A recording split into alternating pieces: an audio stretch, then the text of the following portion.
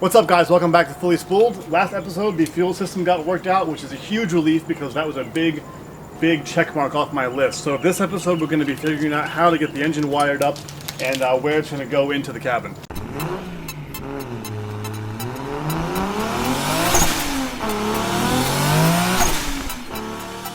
So if you remember, I showed off this wiring harness maybe, I don't know, a dozen episodes ago during my wiring harness woes episode. This is a PSI Conversion aftermarket wiring harness, and I went with this instead of wiring up my own harness because that takes weeks of time and you never know if it's right, and then you're chasing down wiring gremlins and stuff, and it's just easier sometimes to have a pre-built, definitely working harness. So I picked this thing up actually a few years ago, and it's designed for the truck engine with the LS2 manifold because of the fuel injectors being different than the LS1 or truck injectors. So this should in theory bolt straight up to all of my OEM sensors and stuff on the engine, and then I can just route this through the hole in the firewall into the floor of the passenger side of the car. Yeah, that's not going to cooperate at all, not even remotely.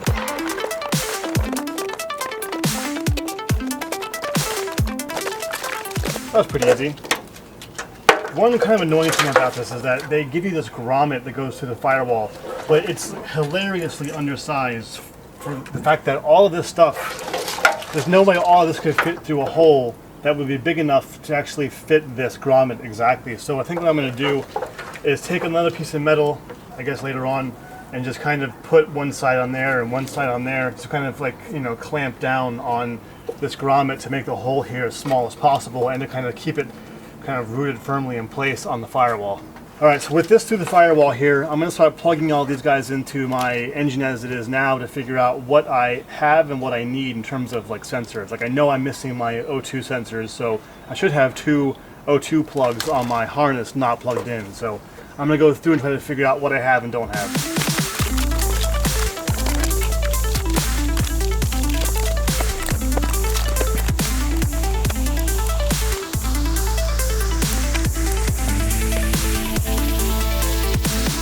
All this stuff connects so easily. This is amazing. So we have our fuel injectors here. We have what looks like the passenger side bank for the spark plugs right here.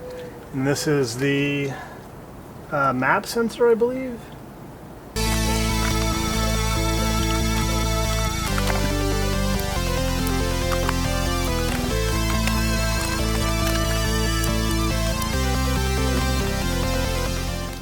Good thing is they made these things dummy proof because they're all different designs. This has 4 pins, there's 4 pins in here. This has 3 pins, there's 3 pins in there.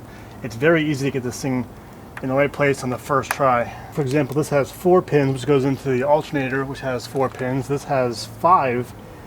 Actually, I don't know where that goes. Oh, you know what? So I'm remembering now that when I bought this harness years ago for the other car I have, my Bricklin, I was going to keep the AC system running in that car. Which is why I might have some of these may be AC hookups. So yeah, we have a 4-pin connector here and then 4 pins here for the alternator. So this guy goes right in here.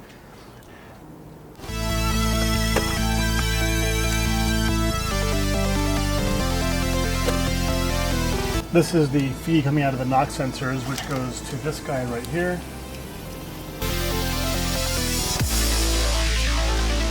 I got to say, after sitting here for a while putting this harness together, it's all clipping in, super easily. And I can only imagine how huge a pain in the ass it would be to actually have to strip out the factory harness and do all this from scratch. And I'm very happy with my decision to go with a pre-made harness. Then also, I'm not sponsored by these guys. I don't get any money from them, but they did a great job of building out their little installation kit here. So this is just the PDF that comes with their harness. And it's really, like, all these directions are incredible. They have, explains pinouts and everything and tells you what everything is and where it all, goes on the engine. It's a really, really good system that they have here. Again, I'm not sponsored by these guys, but they did a really good job and a very thorough job of putting together this whole kit.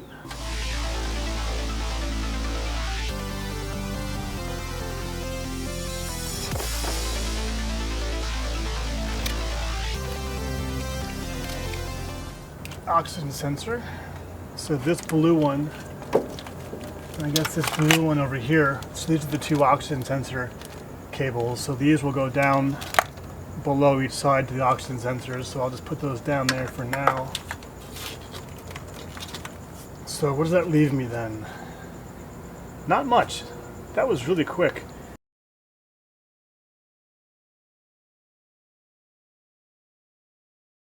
104 degrees today and an excessive heat warning until 11 p.m. I decided I needed to do a better job of tucking this wiring harness down, so I'm going to kind of take this apart a little bit and then kind of put it back together again.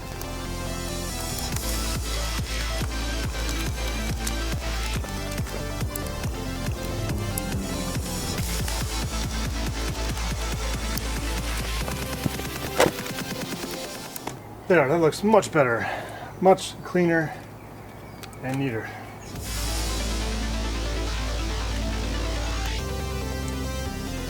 So we have our ECT sensor plugged in down here, the alternator is plugged in here, the idle control and everything is on this side, which leaves us just the AC plug, which I'm not going to be using. So I think I'm just going to kind of run this back up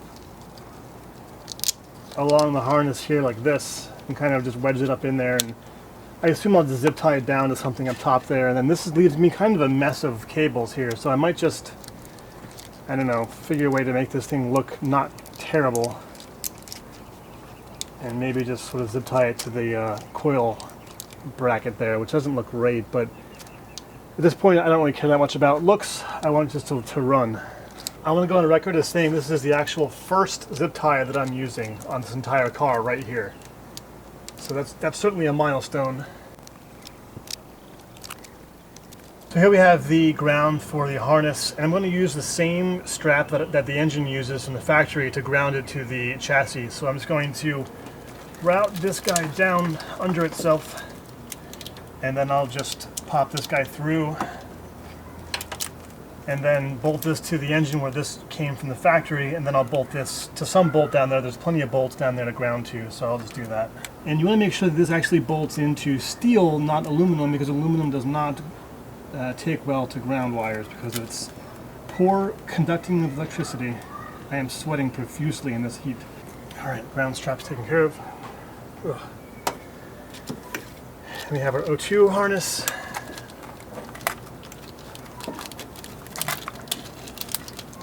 So our driver's side's all looking pretty good here, all wrapped up nice and neat. There's a bit of my sweat from all this horrible heat. And then the back side's all hooked up. The last thing on the driver's side that we have to take care of is that blue harness right here. You can see that down there.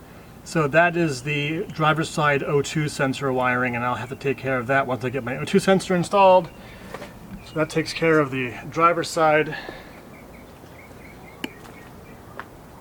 Here's this whole octopus kind of hooked up and ready to go. Then for the passenger side, we have all this mess over here.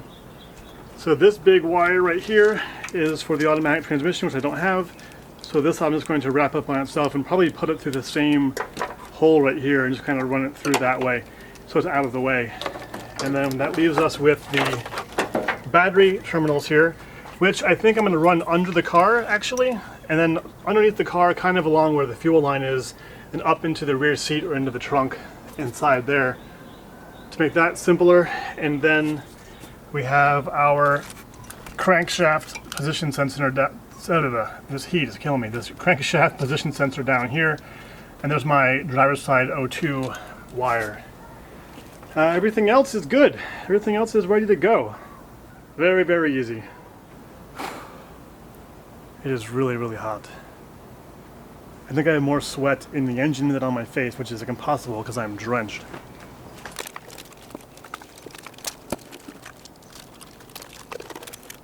So I got these completely wrong actually. I looked at the directions and these go onto the big power bolts on the starter motor right here. So I'm going to install the starter so I can get these guys hooked up, and these provide all of the power for the harness. The directions also say that I have to install a wire from the battery straight to this as well on the starter. So I got to figure out what to do about that, and relays and that kind of stuff. It's actually cooler down here than anywhere else outside. I can almost take a nap down here, it's so nice. You know, it's still probably 99 degrees down here, but that's way better than 104. Anyway. Oh, that was unpleasant, but the starter's installed now, so I can take this bolt off and pop these little ring terminals on. And then I should be good until I get my battery installed, and then I can actually put the battery in here as well. So this will just pop on here, like this. And there we have the starter installed. So with the engine bay all wired up and ready to go, we are back inside the car again, and it's actually even hotter in here than in the direct sun. So this is super lovely, I gotta say. Anyway, here's our harness coming through the firewall, and this is the computer. And the factory computer was attached to this metal bracket under this plastic protective kick panel piece, and it went down there in the footwell of the passenger side. And you know, that would be a good place for my computer, which by the way is right here, and this is the PSI Conversions computer that I purchased with my harness.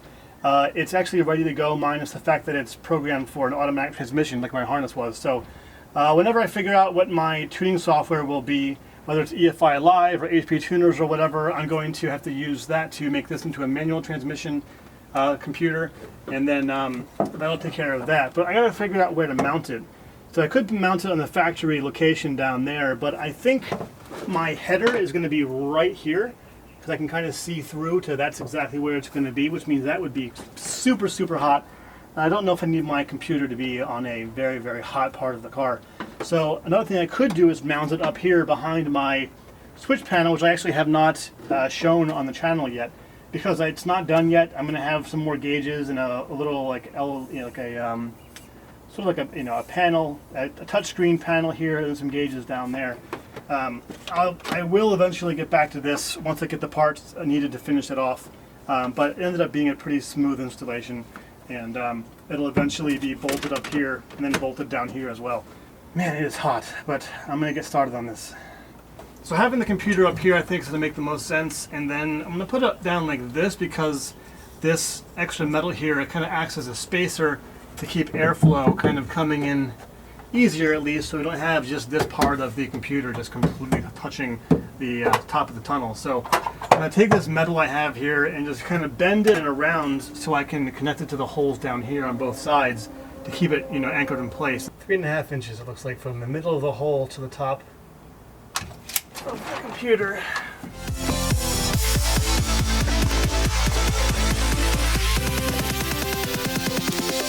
If that works out the way that I just measured it, I'll be amazed, but in really good shape.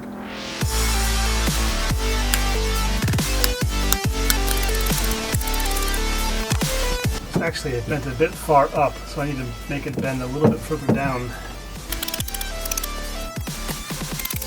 It fits actually really, really snugly, so now I gotta figure out where to bend this side, probably like right here.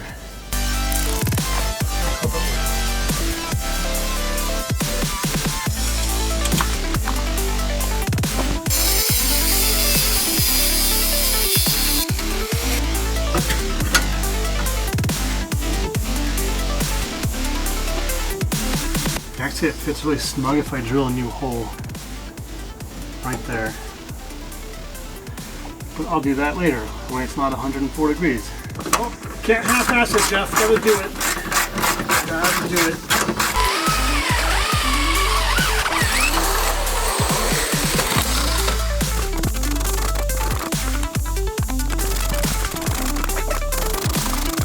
That fits much better.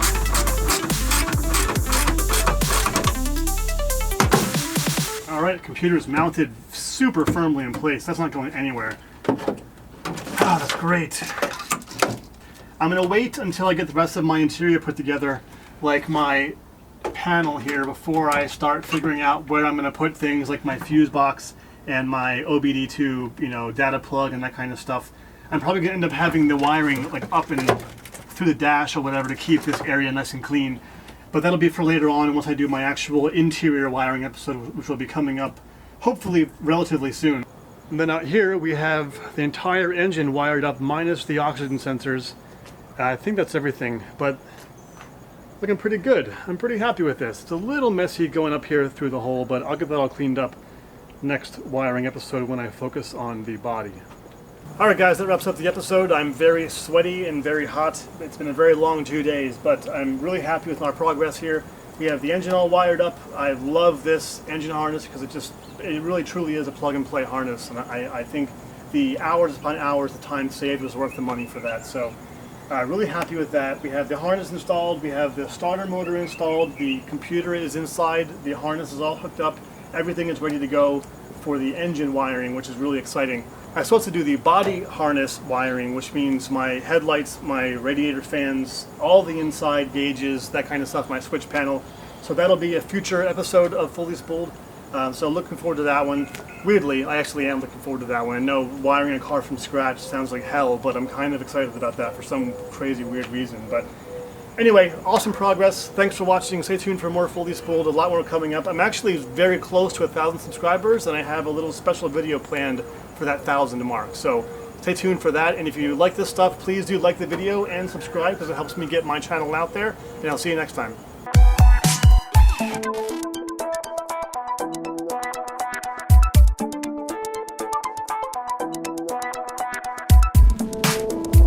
Alright, I'm gonna go take like 3 showers.